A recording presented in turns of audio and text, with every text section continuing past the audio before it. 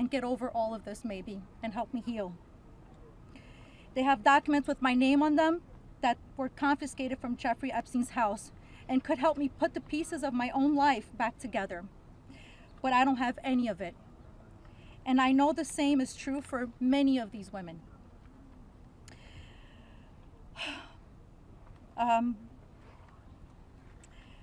We are here to support this bill today, not only for transparency, but for the American people. But if the government is going to release these documents to the public, describing the crimes committed by Jeffrey Epstein and others, the least that they can do is give me my documents that they have about me. The other survivors deserve the same respect from our government. While identifying information must be redacted to the public, it is equally important to provide the victims themselves with unredacted information. I will never forget when the FBI agent showed up in my door in 2008. Jeffrey Epstein hired a lawyer to represent me, or more like to represent him, I like to say. I couldn't ask any questions, and I had no idea what was going on. I was terrified. Until today, I think most of us are still terrified. I thought somebody was going to kill me. I thought something was going to happen to my sister or my mother. It went further out to even maybe thinking something would happen in Brazil with my family. And then one day, the lawyer said that everything was just gonna go away. Like nothing happened. I didn't need to testify. When I asked him why, he gave no explanation. That was it. So why? Why was I never called to testify then? We could have saved so many women. We could have saved so many lives from being abused. Why did he get away with it in 2008? Why was he able to go on in the abuse with hundreds of girls after the Florida investigation? Why didn't they let me testify to help stop him? Our government could have saved so many women, but Jeffrey Epstein was too important and those women didn't matter. Why? Well, we matter now. We are here today and we are speaking and we are not going to stop speaking. Today, I stand here with the women who have really helped me to find the strength to come out and come forward to share my story for the very first time. Together, we are stronger than ever. While she may not be with us, Virginia Roberts, we will continue to use our voices to strengthen yours always. Thank you.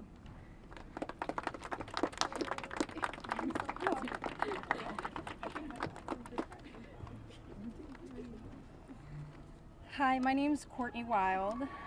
I just wanted to take a second and just have a moment of silence for all the women survivors that aren't here with us today, that passed away due to anxiety, depression, trying to keep up with this case.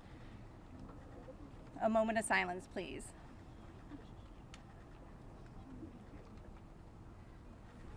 Thank you. My name is Courtney Wild. I was only 14 years old when I was introduced to Jeffrey Epstein by a 13-year-old friend of mine. The details of the abuse that he inflicted on me for years is not important today. In 2028, I was cooperating with the federal government in the investigation of Jeffrey Epstein. They sent me a letter telling me to be patient because this was going to be a lengthy investigation, but at the same time, they refused to talk to me and tell me what was going on.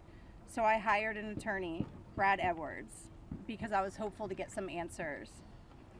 When I walked into his office at 19 years old, Brad sued the government for refusing to tell me what was going on under the Crime Victims' Rights Act. The only reason anyone ever found out that the government had already given Jeffrey Epstein immunity through the non-prosecution agreement was because our lawsuit forced the government to tell us. Otherwise, nobody would even know that today. Sometimes it's hard to believe that I had to sue the United States just to learn that my abuser was given immunity. I started as Jane Doe, but I decided I was proud enough to take on our country, and I was on the right side of history. We fought the government for 10 years to prove that the government violated our rights as crime victims and the crime victims' rights in order to protect a pedophile. We had to win the 11th Circuit Court Appeals to force the government to turn over thousands of pages of emails between Jeffrey Epstein and the government. Those emails provided the proof that the government worked very hard with Jeffrey Epstein to violate our rights. Why? Why did the government work so hard to protect Jeffrey and not so hard to protect me and my other innocent friends? Why was Jeffrey so important to the government, and why was I so insignificant? Why did nobody but our lawyers care before now? It seems people have only started to care because of Twitter and politics. But I would like to say this has nothing to do with politics. This is not a blue thing or a red thing. This is an everyone thing. We can all agree on this. The injustice that has happened here, multiple, over and over. Everybody that talks about this just seems to make it worse. We need transparency. It's time for us to see beyond the curtain. Why was Jeffrey Epstein so protected? Who is still being protected? And who protected them all, so the world can understand how Jeffrey was able to abuse so many of us for so long. I was lucky to have Brad Edwards, Brittany Henderson, and Paul Cassell take on my case pro bono and fight fearlessly over 20 years' time. I would like to thank them, and I'd also like to ask the Trump administration to please sign off on the Crime Victims' Rights Reformed Act, the Courtney Wild Crime Victims' Rights Reformed Act that's we're trying to get passed here, so we can close the loopholes in the CVRA case that Epstein's attorney used to their benefit to get away with this. Thank you so much.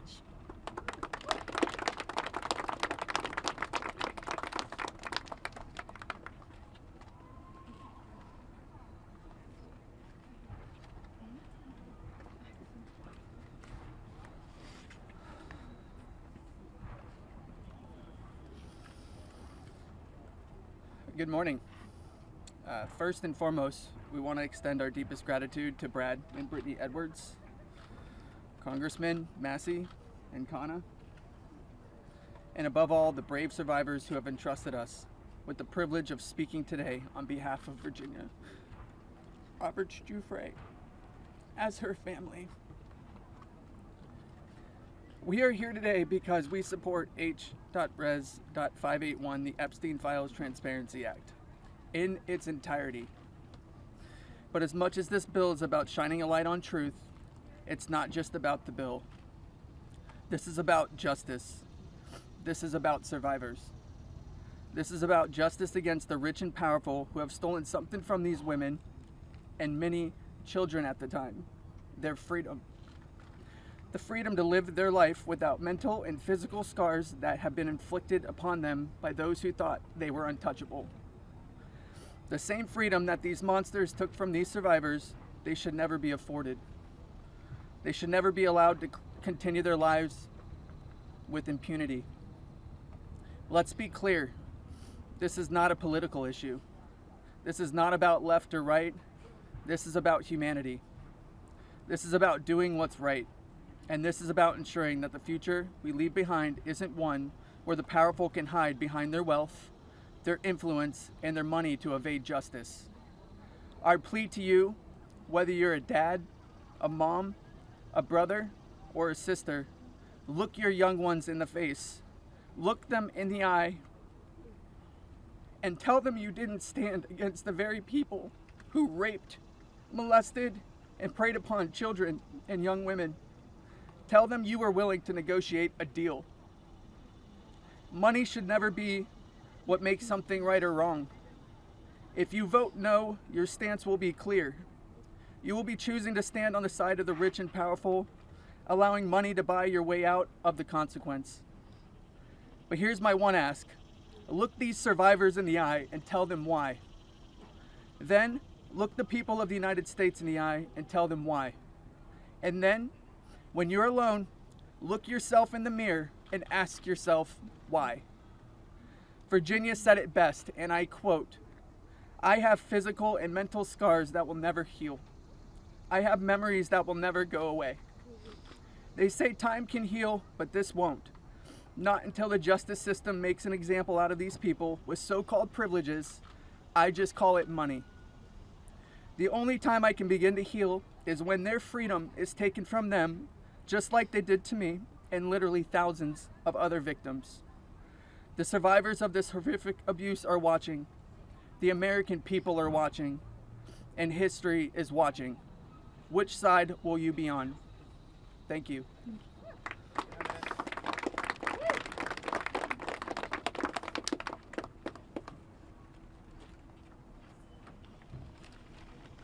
Hello, my name is Jenna-Lisa Jones, and I was only 14 years old when my friend brought me over to Jeffrey Epstein's house in Palm Beach in 2003. I had a terrible home life, but I was such an innocent kid then. I always did my best in school, and I had such a positive outlook on life. Until that day that I met Jeffrey, I have never been more scared in my life than I was that first time that he hurt me. I remember crying the entire way home, thinking about how I couldn't ever tell anyone about what actually happened in that house.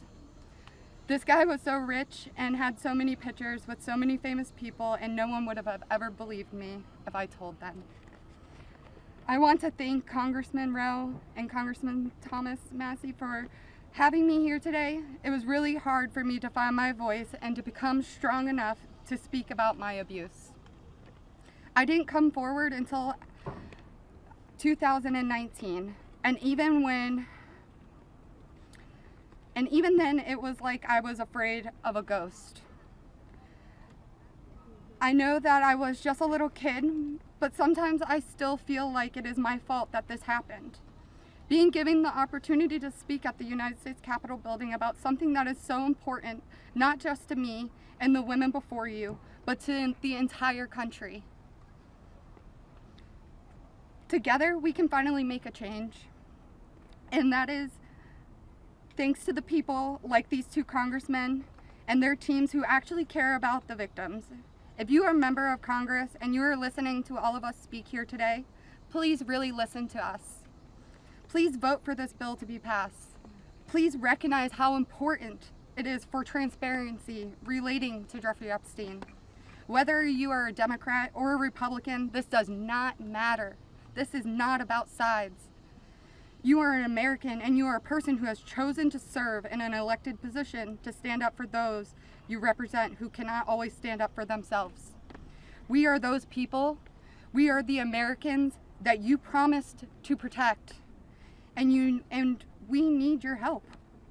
Please, President Trump, pass this bill and help us. Make us feel like our voices are finally being heard. Thank you.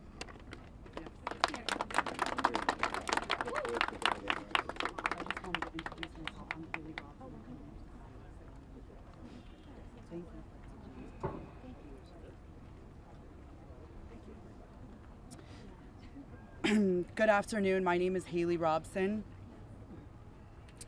I was a 16-year-old high school student athlete who made good grades and had high aspirations for college when I was recruited and asked by a classmate of mine alongside with a 20-year-old male if I wanted to give an old rich guy a massage. But what high school girl would not want to do that? That day changed my life forever. And when I got into the massage room, Jeffrey Epstein undressed and asked me to do things to him. My eyes welled up with tears, and I have never been more scared in my life. When it was over, he paid me $200 and requested in exchange that I bring a girl each time to make another $200. I told him I did not want to do that, and then he gave me an ultimatum. Either you come here and massage me when I call you, or you bring me friends of yours to massage, and I will give you $200 per girl for each time she comes. I felt and hoped to never hear from him again, but he called me every day. He was so wealthy and powerful, and he would not let me go. I felt I had no choice. If I disobeyed him, I knew something bad would happen. So knowing I did not want to be sexually abused, I started to bring him other girls from my high school and he paid me $200 for bringing them. I just hoped each time it would be the last time. One day, the stepmom of one of the girls brought him and called the police on Jeffrey Epstein. The police then called me in for questioning. I had told them the truth despite the fact that I was a teenager and a minor, and I was able to tell the police the names of all the other victims. The police treated me like a criminal. I had, by this time, had turned 18. I had been with Jeffrey since I was 16 and for 2 years. So they had told me I distributed to the being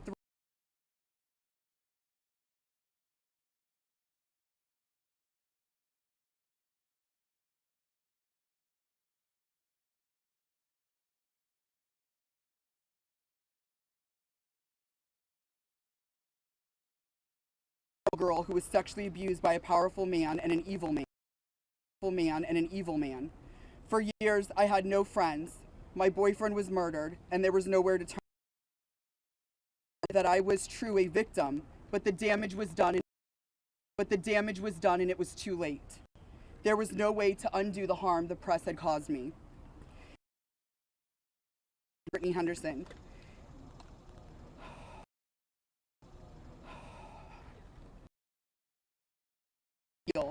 Healing is a process, and I may never get there. All the evidence that it has gathered on Jeffrey Epstein and Ghislaine Maxwell, who have suffered for so long, for many reasons. First, and why didn't anyone ever care to stop him? The day paying high school girls he abuses and other access to a JP Morgan class action case that there were a year. Was that not a big and the government did not protect us. The banks and be transparent. Every single time alive, what powerful person had him murdered? Who was on? We, the survivors, are suffering severely.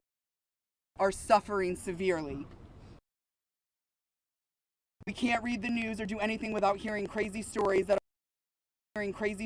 are only able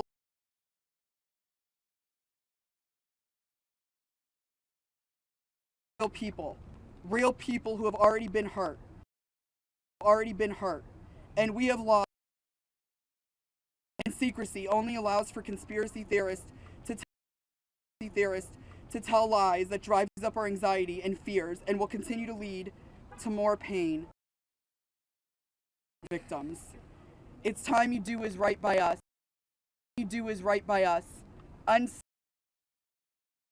I am requesting every congressman and woman that goes against. Thank you.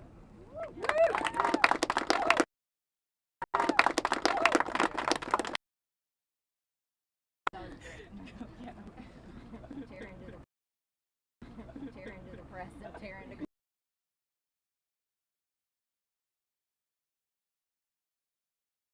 on a platform supporting survivors. I want to thank all of my survivor sisters who came before. In 2000, I was taken to Jeffrey Epstein's island while on a photo shoot. The experience there was a glimpse into a very. I tried to avoid Jeffrey, but he had introduced me to Katie Ford. Epstein's reach went to the very top of fashion, arts, and entertainment. In New York City, hundreds of young, ambitious women were abused. He was an international human trafficker. human trafficker. And profited. And yet he was protected.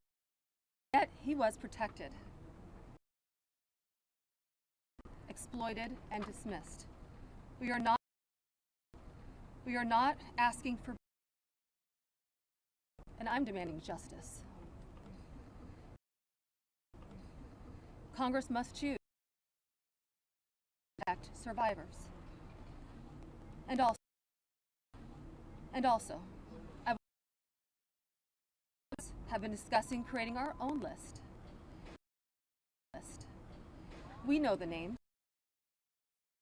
For survivors, we will confidentially compile the names who were regularly in the Epstein world.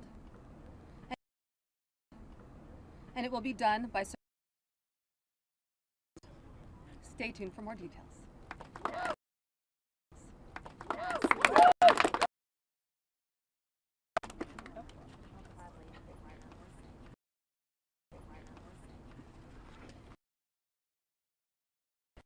Hello, my name is Shantae Davies, and I'm here before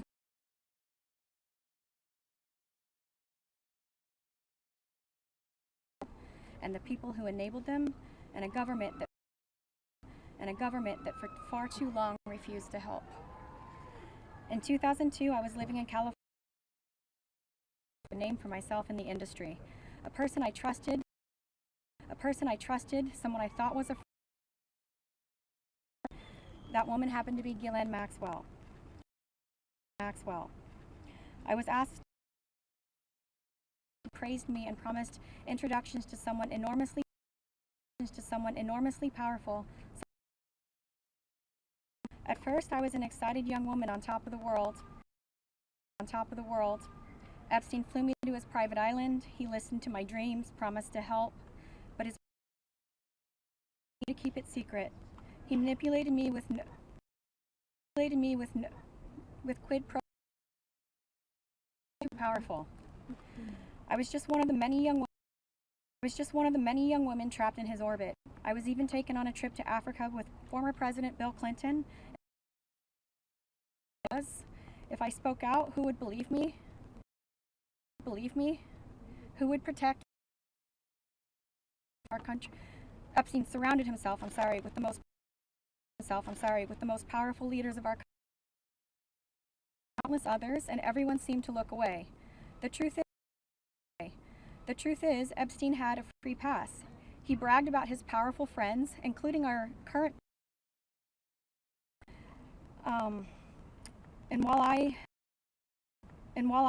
What I endured will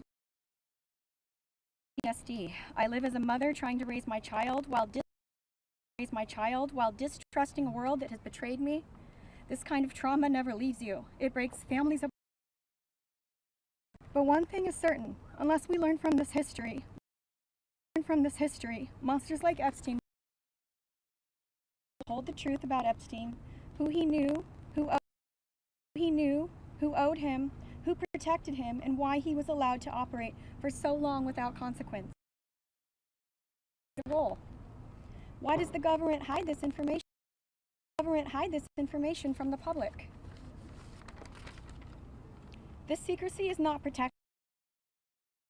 Remain out of reach. That is why this bill matters. The suffering of survivors is not in vain. Passing it will bring accountability, transparency, and prevention. It will help protect the next generation of influence and connections. This is not just my story. It is about every survivor who carries invisible scars. It's about the future stolen. So I ask you, continue to cover up sexual abuse and assault. Who are we covering for? Let the public know the truth. To confront the past. Thank you.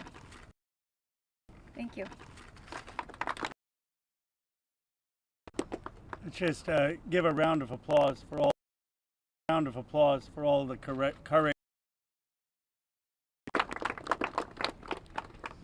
We now will take me or Congresswoman Green in the hallways and other places for the lawyers and the survivors and Brad will. This question would be for the survivors. Mr. Edwards. To say that it's a hoax is just not. Please humanize us. I would like Donald J. Trump and every person in America and around the world to humanize us, to see us for who we are and to hear us for what we have to say. There is no hoax. The abuse was real. Now, what goes on behind closed doors, I can't speak for that. What happens around the world politically, I cannot speak for that. But I am here with all of these women, including our attorneys, and I would be more than happy to meet with him, and I will meet him halfway. Ms. Edwards, I wonder if any of the victims could respond to the news from recently about Ghislaine Maxwell being transferred to a lower security prison in the aftermath of speaking to Todd Blanche. You want that one? About her transfer. Oh, yeah. I'm happy to speak to that. We were horrified to learn that she had been transferred to a prison camp. She is someone who was found guilty by a jury of sex trafficking. She not only, we often hear that she procured women for Jeffrey, which I think is a very sort of polite and minimizing term. She also participated in the abuse. She was a major architect of the scheme. And the fact that she has painted herself as a victim, I think is disgusting. And it was horrifying, I think, to us that we were not told about her prison transfer. We found out about it in the news. 1 minute, I think Anushka maybe has to. So, Anushka DeGiorgio, I testified alongside Annie at the trial of Ghislaine Maxwell.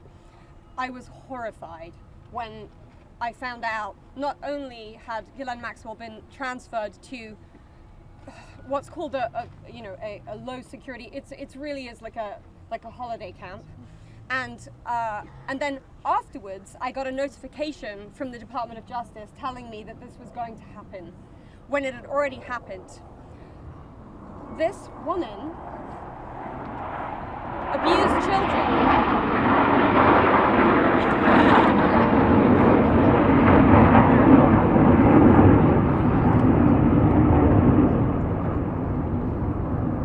I was abused by Jeffrey Epstein and Ghislaine Maxwell for over 10 years. Ghislaine Maxwell was present for some of my abuse at the hand of Jeffrey Epstein. She was present, she was complicit, she was enabling, and it is appalling and disgusting. And it's one of my worst nightmares that she not only be transferred, but at the possibility that's very much going around that she might be pardoned. This is not okay, guys. This is not okay. And I just want to add that I think it sends a very dangerous message to our country, to the young people in our country, that someone that we all know is aware of these crimes could be given a pass. And just for the last survivor who just spoke, she said that Epstein would brag about her relationship with Donald Trump. Could she please elaborate about that?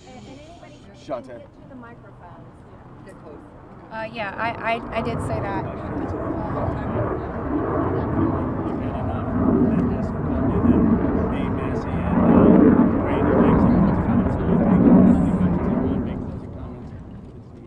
My first trip to the Palm Beach residence, I drove there from the airport with Ghislaine Maxwell, and Jeffrey and Ghislaine were always very boastful about their friends, their famous or powerful friends, and his biggest brag forever was that he was very good friends with Donald Trump. He had an 8x10 framed picture of him on his desk with the two of them. Like, they were very close. Go ahead. On this personal attorney conducting Excuse me. One second. He called on me. For this client list that you ladies are putting together, you said it would be confidential, but will the public, could you clarify, will the public get to see that? So Lisa, what's your envision here? Is it going to go to the public or just amongst the survivors? No, we're reaching out to survivors that are scared. So come on up. We're reaching out to survivors that are scared to come forward. and that also know who they were trafficked to. So that's the list that we're compiling. We're not quite sure, how we're going to release that, or even if we're going to. The Department of Justice needs to release the list. Right, because for folks at home, they might be confused. The survivors know the names. You've seen these powerful people. Why can't you say the names? Could you just explain for folks? Why do we have to say the names when the government knows the names? And we're also scared to do so. Look what's happened to so many of the survivors that have revealed names. I find the question about the bill. I think it's also worth saying that having represented, I think, between our firm and Boyce Schiller, hundreds of victims, and we've talked to them about the various people that they were farmed out to. So we've created somewhat of a list. Most of these individuals, the victims, are very scared to say these names because they could get sued, they're going to get attacked, and nobody protected them the first time. And that was against one person. So is there a list? There is a list, but just to dispel kind of the common theme here, every one of these women was abused by Jeffrey Epstein, and his scheme was to personally abuse women. When they reached a certain age, he did farm a section of them, some of them, out to some of his friends. That doesn't mean all of his friends. With that said, I'm more than happy to assist in helping create the list behind the scenes and see what we do with it. But if someone's interested, Go ahead. Hold on. I think if someone's interested in prosecuting, they may have something different to say about sharing a list. But they're not sharing a list for nothing to happen, and that's the experience that they've had for all of these years. Thank you all. We're waiting to see the fate of this discharge petition right now as we're here. The speaker and others have said that the people he met with yesterday had concerns about your names being released if this bill were passed. And some people I talked to today are not signing the discharge petition because they say you don't want them to. Can you clarify if that is accurate? What are your Do any of the survivors here not want the bill to pass? Yeah. First of all, our legislation, Ro Khanna and I went through this, we talked about this, and we were very careful to make sure that there is an exception so that personally identifiable information, not just their names, but anything they could be identified by, would not be disclosed. And can you speak to that as survivors yourself? I think all of them are on the same page. They want everything released. Want the bill to pass. Yes, they unequivocally redact personally identifying information and release everything else. Okay. So, Mr. Edwards, thank you. I know it's your first time Uh-oh. speaking. I'll go to Marina if we can. Yeah, sure. Marina, you have stayed silent for so many years.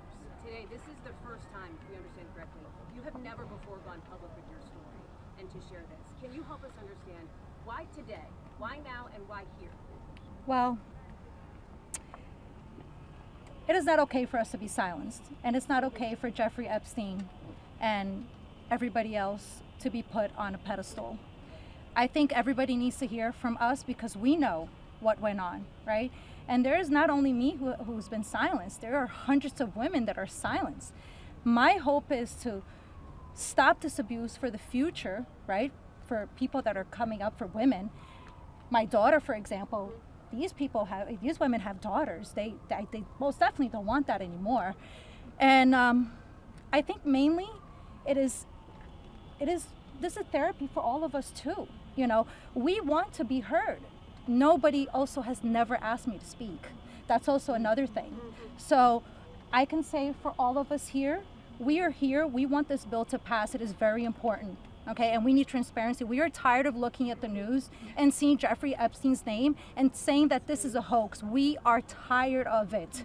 We are done. We're not going to be silenced, and I hope that my voice will bring other survivors and other victims to come along and speak up so that we can be more of a stronger voice and louder. And so what is your message to President Trump on this, Marina? Listen, I don't want to send a direct message to him.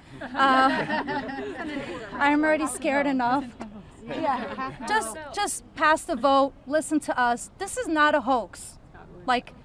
It's not going to go away. And like I said on my speech earlier, we're not going to be silenced anymore. We will be speaking moving forward. Wherever we need to be, we will be, and we need to pass this.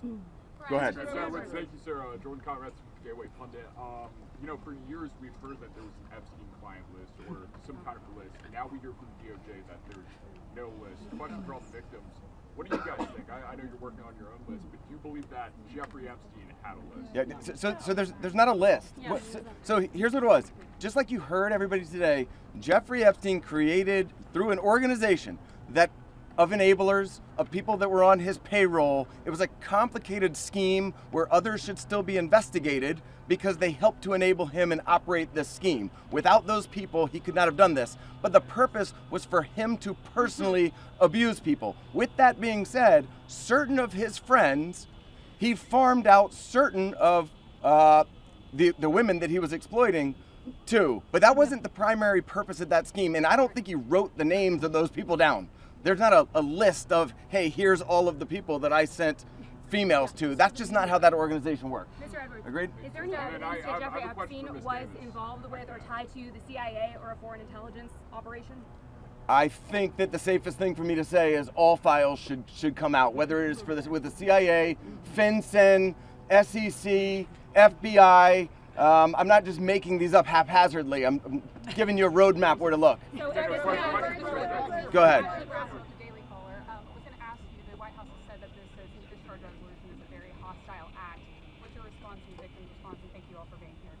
I'll go first and then I'll let them. They're much more important than me, but I don't understand why it's a hostile act. I can tell you that I talked to President Trump back in 2009, and several times after that. He didn't think that it was a hoax then. In fact, he helped me. He got on the phone. He told me things that were helping our investigation. Now, our investigation wasn't looking into him, but he was helping us then. He didn't treat this as a hoax. So at this point in time, I would hope that he would revert back to what he was saying to get elected, which is, I want transparency. This about face that occurred, none of us understand it. In fact, I don't understand how this is an issue that's even up for debate. How do you not stand behind these women after you've heard their stories and know that hundreds of them were abused, and it was only because files are being kept in secrecy? The world should know who he is, who protected him, and the other people that are out there to be investigated need to be investigated. Sir, question for Ms. Davis. Are there any people who are currently serving in government who are named, who you know of, are in these files, who you had relations with, anything of that sort, who Jeffrey Epstein connected you with? Are you willing to say yes or no? I don't think I can answer that. Mr. Edwards, right here, please. Have the victims being threatened? Mr. Edwards, sorry. Mr. Edwards, you represent Virginia Roberts Dufresne, correct? Have the victims being threatened? Because they're saying they're being scared to talk. I think she's referring to my speech. Hi, Anushka DeGiorgio. I have been threatened. I was threatened by phone. My daughter was threatened when I was volunteering to participate in, by means of being a witness in a civil lawsuit that Virginia Dufresne was bringing against Ghislaine Maxwell. I have been followed. I have been stalked. I have been followed not only by journalists, but by people who do not get out of the car and do not try and talk to me and just drive behind me as I drive my daughter to school. So the fear is very real for us. I have also been in multiple situations with both Jeffrey Epstein and Ghislaine Maxwell where they have been direct and indirect about implying and saying that if I was to talk, if I was to bring any kind of trouble, then there would be severe consequence, including death. Just to add to that, Maxwell also threatened my sister Maria Farmer.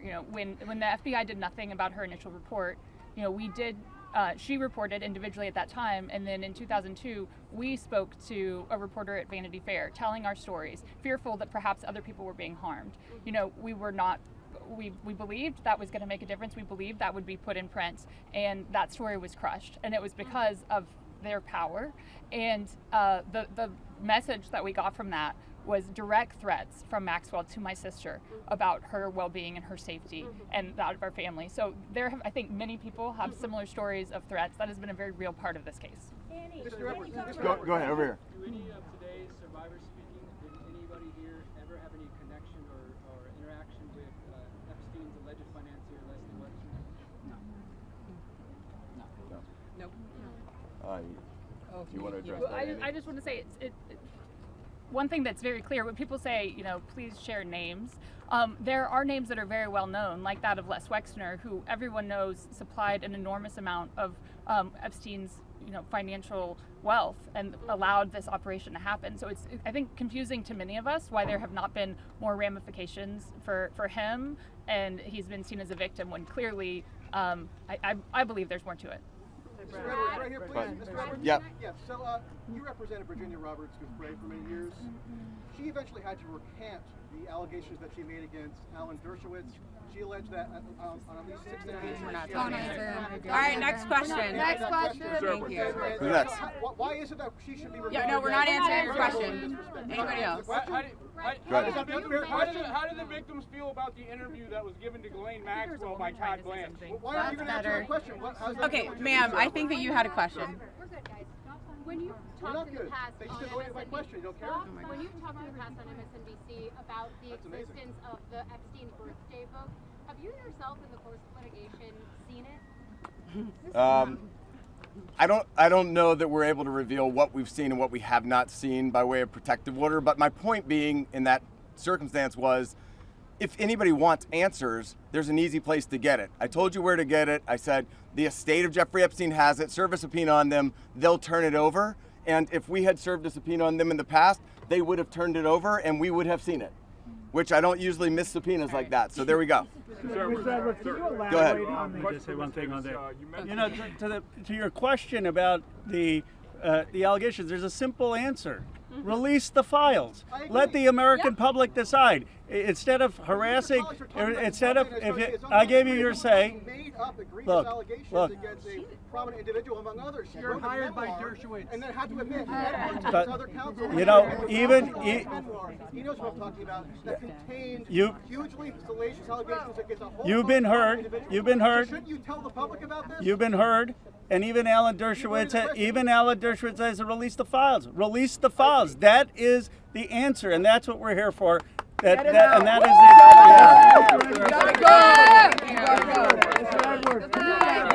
Can you elaborate on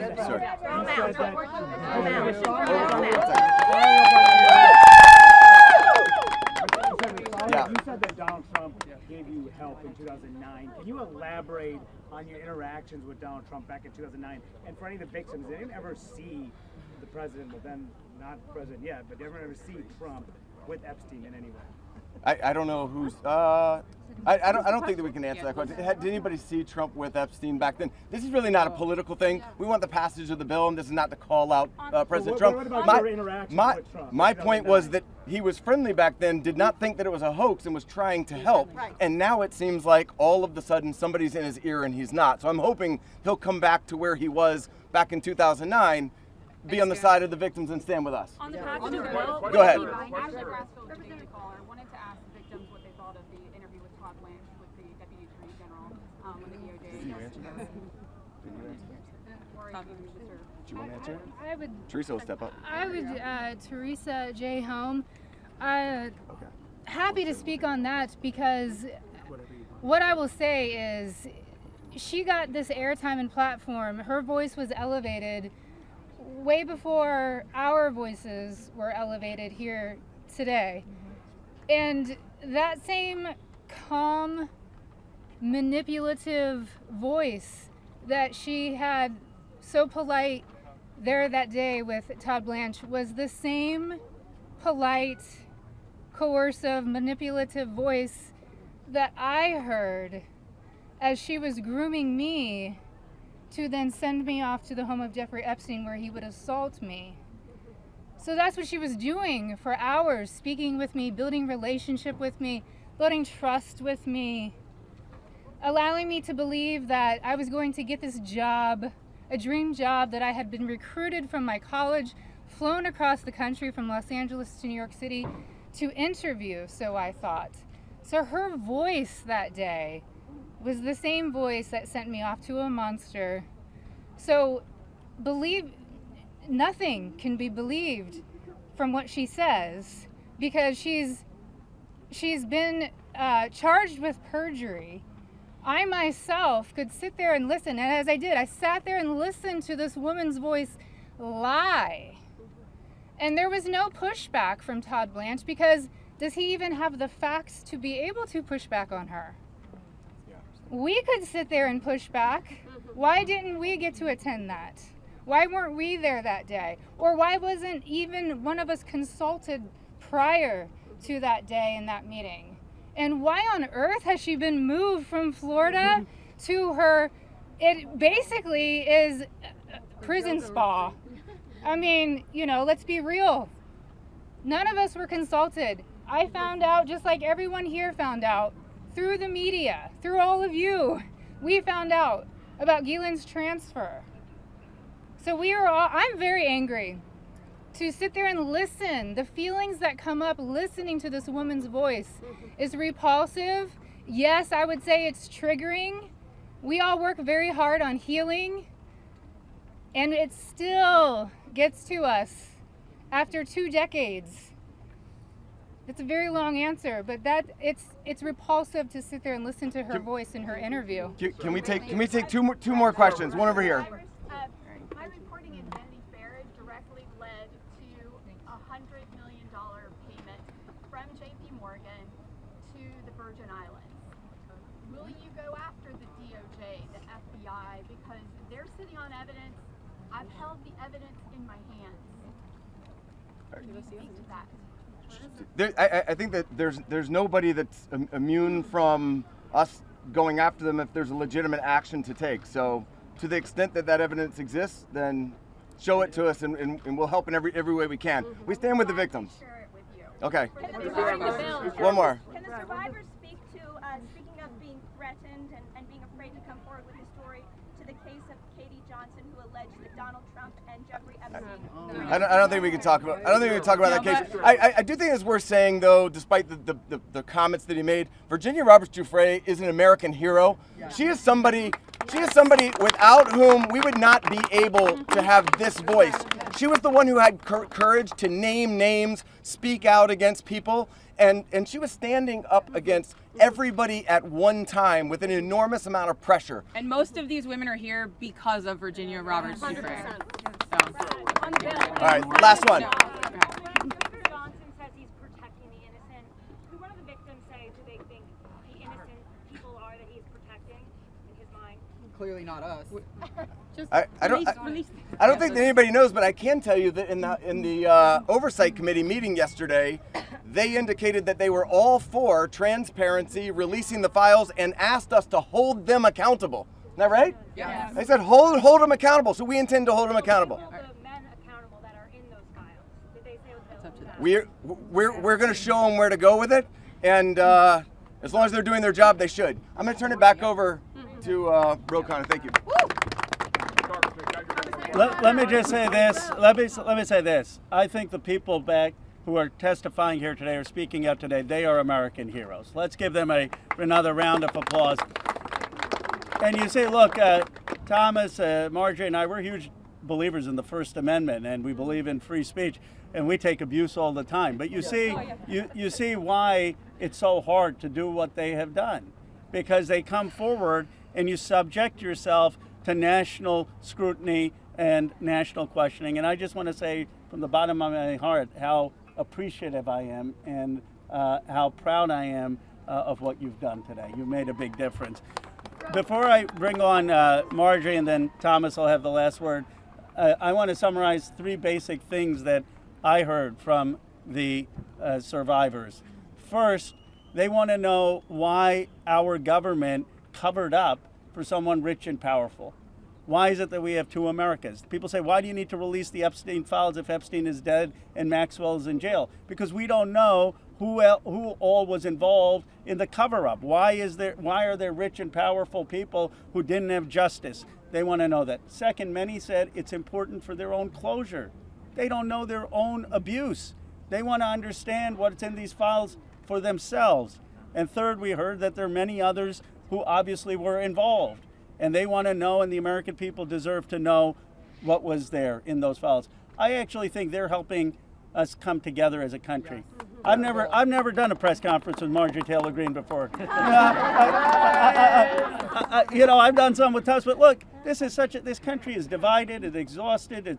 This is one thing that we can come together on. Yeah. And I was very clear with Thomas. This is not against President Trump. I would like nothing more than a Truth Social post for him after this press conference saying just release the files. Be with Masih Khanna. This is about something much deeper. It is about bringing this country together to stand for America's kids, to restore trust, and to move this country forward. So thank you to the survivors for helping us do that. Now I want to introduce Marjorie Taylor Greene. Thank you. Thank you. For everyone watching at home, I think it's important to put yourself in these women's shoes. As you're questioning, why can't they just name the names?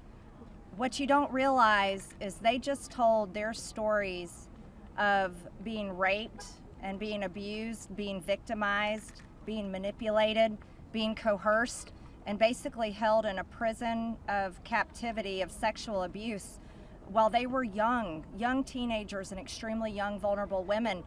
And in Jeffrey Epstein's home and the places they went with him, they saw the most powerful people in the world in his pictures, and they saw him with those people. Can you imagine how terrifying it would be to name names like that? These are some of the richest, most powerful people in the world that could sue these women into poverty and homelessness. Yeah, it's a scary thing to name names, but I will tell you, I'm not afraid to name names. And so if they want to give me a list, I will walk in that Capitol on the House floor and I'll say every damn name that abused these women. I can do that for them, and I'd be proud to do it. Now, another thing, this is not about politics, and this is a boiling point in American history where the American people, just like Roe just said, there's become two Americas. There's the America for the rich and the powerful and the elite, where they never face any struggles or problems and never experience what real America goes through.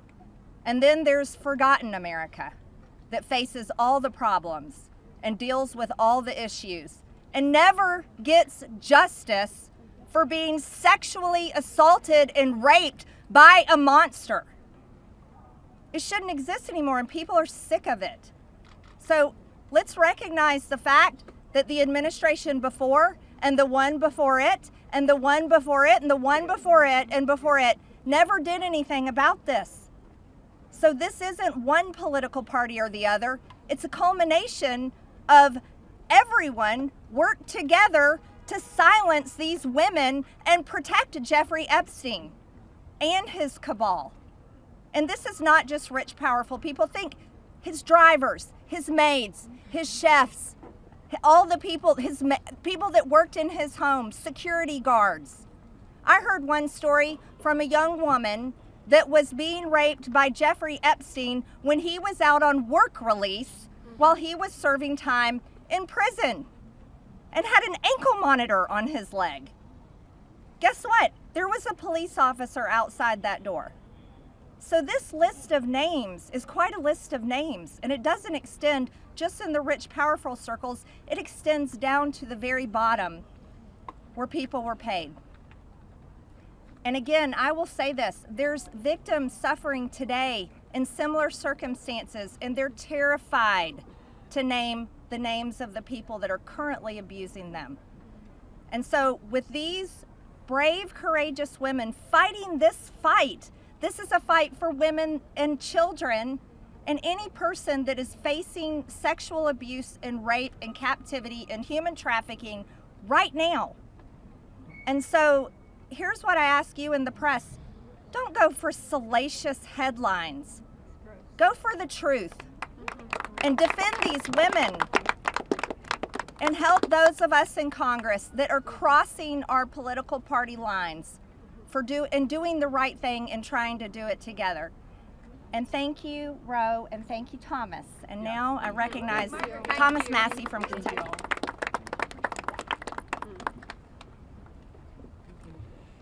Well, there's 3 branches of government, and we're supposed to keep each other accountable. And that's what we're doing here today in the People's House. We're standing in front of the People's House with real people, not a hoax.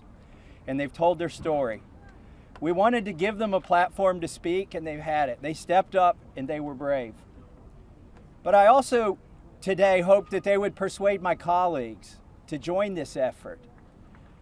But I found out something today that happened that I wasn't expecting. They persuaded me to fight even harder. I'm not going to give up.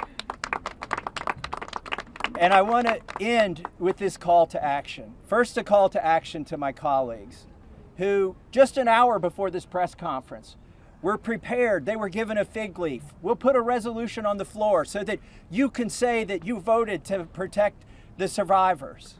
Their resolution doesn't really do anything. And that's the oldest trick in the swamp. When you want to kill the momentum, when you want to kill initiative, you introduce a placebo, a different bill that does nothing, and then try to pull the wool over the eyes of the American people. That's not going to happen this time. We demand real accountability. I encourage my colleagues, please, there's over 200 Republicans who have not signed this discharge petition. We only need 2 of them to sign it, and every Democrat will sign it, and that will get us the number we need to force this vote, to pass a law, not a polite request to the DOJ to police themselves. No, we need legally binding legislation to force that to happen. And my main call to action is to the people watching these live feeds that are going through these cameras right now. Congressmen, listen to you. Light up their phones. Burn down the phone lines here in Washington, D.C. Ask them the questions that these survivors wanted you to ask them. Why won't you be for transparency? Don't accept their answer that the bill has a flaw or that the survivors don't want it. We know that's not true. They wouldn't be fighting it so hard in this town if it wasn't the real bill. So with that, please call your congressman. Tell him or her to get on this bill and to stand up for these survivors. Thank you and God bless. That's the end.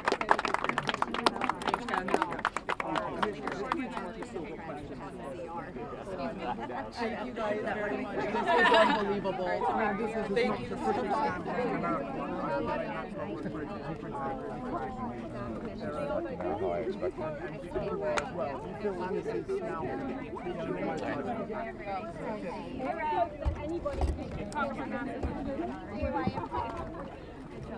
Congressman Massey. Congressman Massey.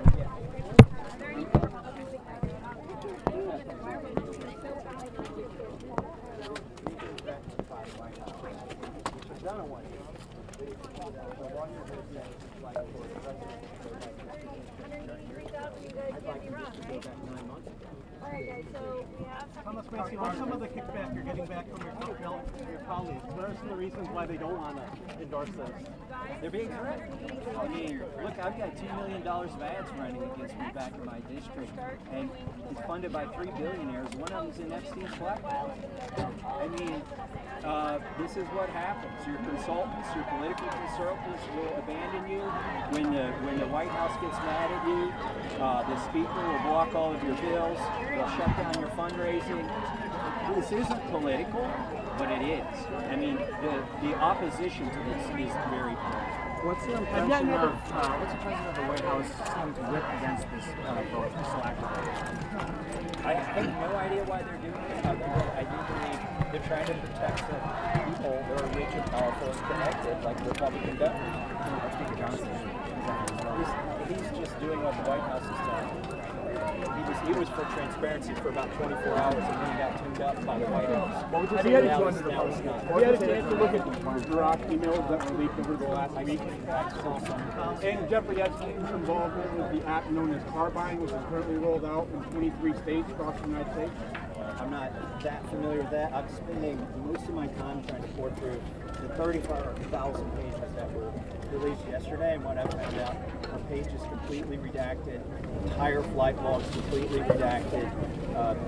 So this is a non-release, and the danger that Republicans are running, particularly the administration right now, is recreating the debacle that Attorney General Bondi had when she gave out the binders, and everybody took it on and found out this information they already had.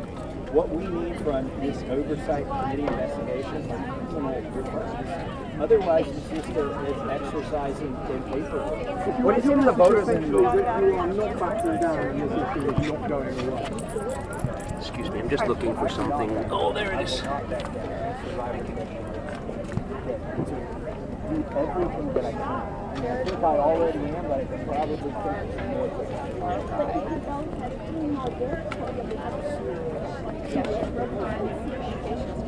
Well, it's not the end of today. Is today the deadline? Well, procedurally what happens is this discharge petition so for 14 months, we'll be waiting for the signatures on one. And so the Republicans are then we'll go to the Senate. And the Senate. Let me hear your voice. Those are the next steps. But I think that's going to be the big lead that the Speaker offers to shrink up. Then there will be code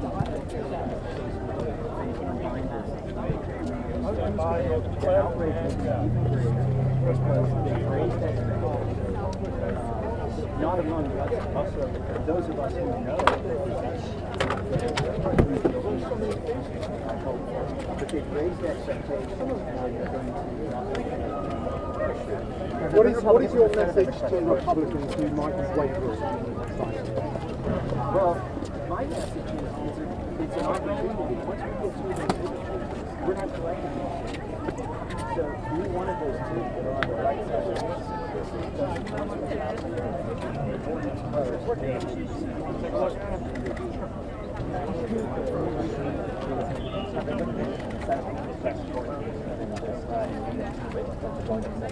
yes, I think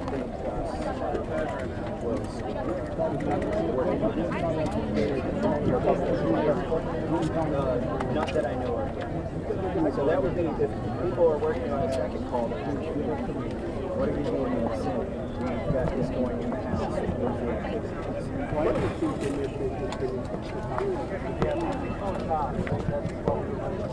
well, they've dug in and decided they don't want it released. So it's a threat. It's political. And I think it's also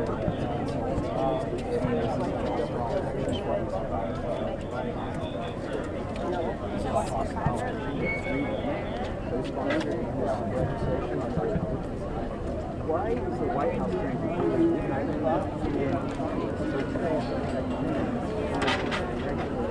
that's a question you should ask. We're the new they need to see and just basically tell the White House I support your ideology with the White House, but on this issue 80% of the 80% of the people in the White House want these files released, and the other 20% are paying attention to the issue. So it's the right thing policy-wise, and it's the right thing political-wise. They just have to disassociate themselves from what they feel is a Are you personally worried at all about White House president or no, I'm the threat is already happened. I mean, they're already running $2 million events. It's 3 one of them. who are they doing? John Wilson, the singer, Miriam one who's doing What conversations have you had? by the way, those are max donors to Speaker of the House. They're max donors to the NRCC, they're max donors to the RNC, they're max donors to Trump's campaign. These are 7, 8-figure donors. What conversations have you been having with your colleagues to try to bring the bill, especially with the Speaker criticizing the language? He's really drafted. He's raising specific criticisms. Minority political drafted, my staff and I were honored that he looked at 3